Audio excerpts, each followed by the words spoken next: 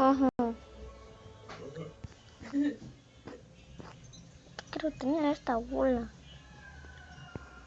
¿Te acuerdas? ¿En dónde está el barril?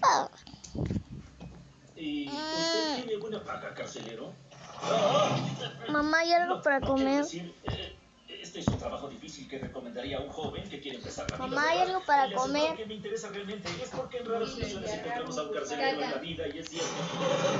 No, Isabel tiene que comer caca con choclitos y gusanos y moscas y... ¿En su caso es una vocación? Me refiero y papel. Una galleta con queso. ¿Alguna galleta con queso?